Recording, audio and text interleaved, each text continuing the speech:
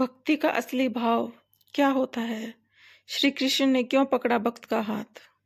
क्या भगवान सिर्फ पूजा पाठ से खुश होते हैं या सच्चे भाव से? एक व्यक्ति वर्षों तक श्री कृष्ण की पूजा करता रहा, लेकिन भगवान कभी प्रकट नहीं हुए। फिर एक दिन उसने ऐसा क्या किया कि स्वयं कृष्ण ने उसका हाथ पकड़ लिया। आज की यह कथा आपके दिल को छू जाएगी, इसलिए वीडियो को अंत तक जरूर देखें।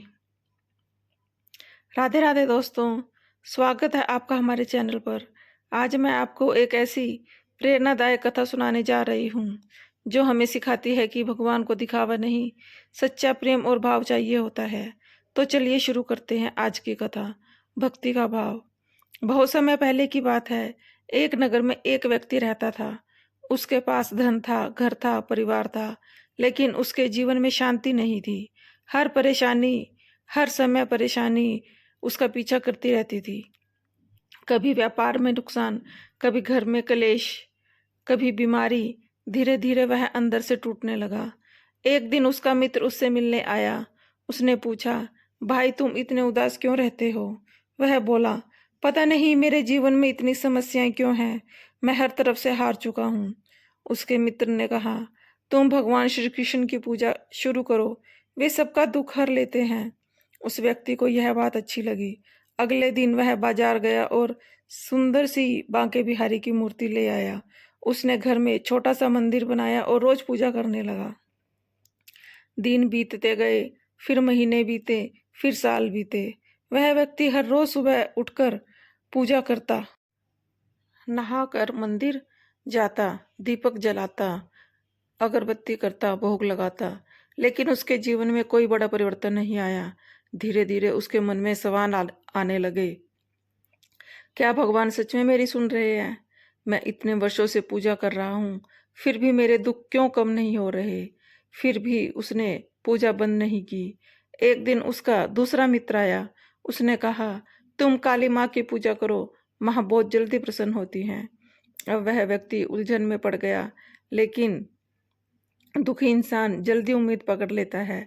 अगले दिन वह काली माँ की मूर्ति भी घर ले आया। उसने मंदिर में काली माँ की मूर्ति स्थापित कर दी और श्री कृष्ण की मूर्ति को ऊपर बने एक तख्त पर रख दिया। अब वह रोज काली माँ की पूजा करने लगा।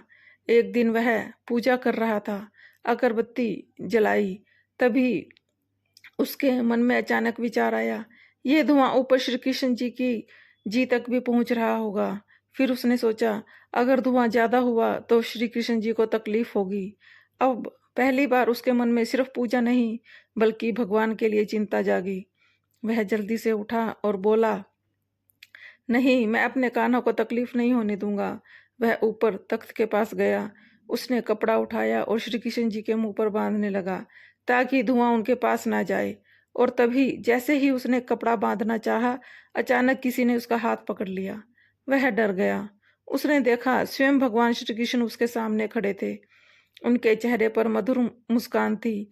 उस व्यक्ति की आंखों से आंसू बह रहे थे। वह कांपती आवाज में बोला, प्रभु, मैंने आपको इतने वर्षों से पूजा की, लेकिन आप कभी नहीं आए। आज ऐसा क्या हुआ कि आप मेरे सामने प्रकट हो गए? भगवान श्री कृष्ण मुस्कुराए और बोले, वत्स, आज तक तुमने केवल एक मूर्ति समझकर मेरी पूजा की। तुम्हारी पूजा में नियम थे, लेकिन भाव नहीं था। लेकिन आज पहली बार तुम्हें यह एहसास हुआ कि श्री कृष्ण भी सांस लेते हैं, उन्हें भी तकलीफ होती है। आज तुम्हारी पूजा में प्रेम था, अपनापन था, सच्चा भाव था। और जहाँ सच्चा भाव होता है, वहाँ मैं चला आता हूँ। यह सुनकर वह व्यक्ति रो पड़ा। उसने भगवान के चरण पकड़ लिए। उसे समझ में आ गया कि भगवान को केवल फूल, मिठाई और दिखावा नहीं चाहिए, उन्हें केवल सच्चा प्रेम चाहिए।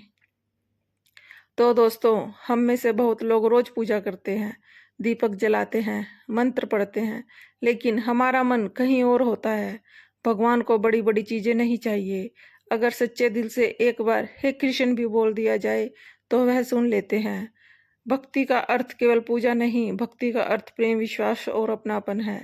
तो दोस्तों, इस कथा से हमें यही सीख मिलती है कि भगवान को पाने के लिए बड़े कर्मकांड नहीं, बल्कि सच्ची भावना की जरूरत होती है। अगर आपके मन में भी भगवान के लिए सच्चा प्रेम है, तो यकीन है तो हमें वह हमेशा हमारे साथ हैं। अगर आपको यह कथा पसंद आई हो तो वीडियो को लाइक करें, चैनल को सब्सक्राइब करें और कमेंट में लिखें जय श्री कृष्ण। मिलते हैं अगली सुंदर कथा के लिए। जय श्री राधे।